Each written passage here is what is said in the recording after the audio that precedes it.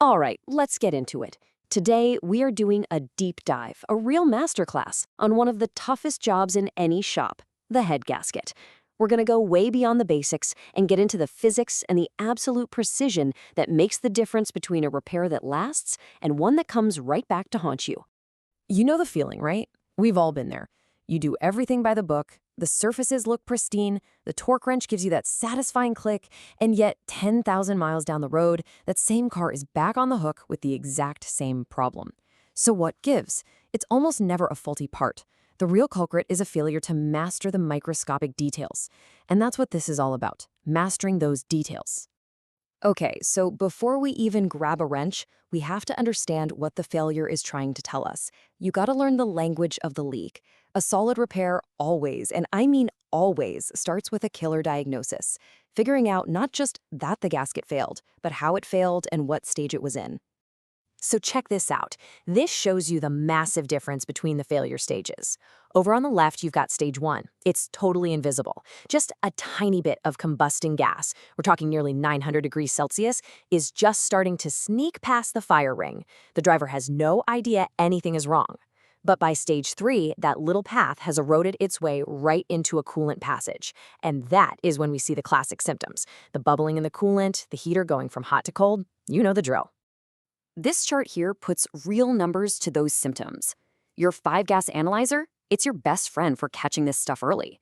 At stage 1, you might only see, say, 5 to 25 parts per million of hydrocarbons if you snip the coolant reservoir. But once you hit stage 3, that number just skyrockets. The key takeaway here is huge. You can catch this failure with the right tools way before the driver ever feels a thing. So now that we know how to spot the leak, let's talk about the science of the seal itself. If you want to stop a failure, you have to understand the physics that are supposed to prevent it in the first place. And it all comes down to 3 things: force, materials, and temperature. And here it is. This is the big problem in most modern engines: differential expansion. Just look at those numbers. The aluminum head grows at more than double the rate of the cast iron block. So with every single heat cycle, that head is literally scraping and sliding across the steel gasket. This creates this incredible shearing force, and over thousands of cycles, it just wears out the gasket's sealing beads until they give up. So, how do we fight back against those forces? With pure clamping force. And this right here, this simple equation, it's the law of the land. Your torque wrench applies the twisting force, T, but the actual clamping force you get, F, is hugely affected by K. That's the friction in the threads and under the bolt head. Think about it. Dirty, gunked up, or badly lubed threads can eat up more than a quarter of the torque you're putting in, which means you get way less clamping force than you think. And that brings us to what is, without a doubt, the single most critical part of the whole job. And yep, it's the one that gets botched the most: surface preparation. You can have all the clamping force in the world, but it means nothing if the foundation it's sitting on is garbage. You know, today's multi-layer steel or MLS gaskets, they don't forgive anything. Most of us know about raw, the average roughness, but the really critical specs here are RMAX and lay. RMAX shows you that even one single deep scratch can create a direct path for leaks, and boom, the whole job is toast. And the lay, the direction of the finish, has to be circular. A straight line finish from an old school machine basically creates tiny little highways for gas to escape. So how do we actually get that perfect finish? Well, rotary broaching with a CBN insert, that's the gold standard. It gives you that perfect circular pattern. Belt finishing is super common, but honestly, it's marginal at best for an MLS gasket. And grinding an aluminum head? Just don't. It can actually put stress into the metal that leads to warping down the line.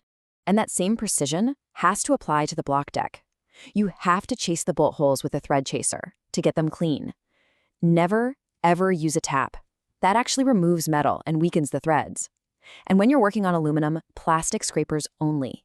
A steel wire wheel can carve in those deep scratches that violate the RMAX spec and guarantee a comeback. I'm telling you, these aren't suggestions, they are non-negotiable. All right, the surfaces are perfect, they're prepped. Now for the grand finale, applying that clamping force with absolute uncompromising precision. And to do that, you have to master the science of the bolt itself. Torque-to-yield bolts are just brilliant pieces of engineering. They are literally designed to be stretched and permanently deformed. Why would you do that? Because once that bolt yields, it acts like a super precise spring. It delivers an incredibly consistent clamping force, even if the friction is a little different from one bolt to the next. So that permanent stretch, it's not a bug, it's a feature. It's the whole point. And this number right here is everything. It's why you absolutely, positively never reuse TTY bolts. A bolt that's been stretched once is forever changed. If you use it again, it's going to yield at a much lower load, which means you lose 5 to 15% of your clamping force. That little bit is often the entire difference between a seal that holds for 100,000 miles and one that fails in 100. Following this multi-stage sequence exactly is another one of those non-negotiables. Look, this isn't just some random ritual. There's a science to it. You're gently and evenly compressing that gasket from the inside out. The first torque steps get everything seated properly, and those final angle of rotation steps? That's what applies that perfectly engineered stretch to the bolt, guaranteeing you get the clamping load the engineers designed for. And hey, before you toss that old gasket in the bin, stop. It's a crime scene. It's telling you a story. See how the erosion is worst on the rear cylinders? That's a textbook sign of an overheating event. Or maybe there's this uniform wear pattern all across the surface. That's pointing you right at not enough clamping force, probably from reused bolts or a bad surface finish. The evidence for what really went wrong is right there in your hands. So in the end, it really all boils down to this one idea. That blown gasket isn't the real problem, it's just the evidence. The real cause, the true verdict, is always going to be a failure in one of three areas. A failure to respect the physics of thermal expansion, a failure in the micron-level precision of the surface, or a failure in the procedure of applying force.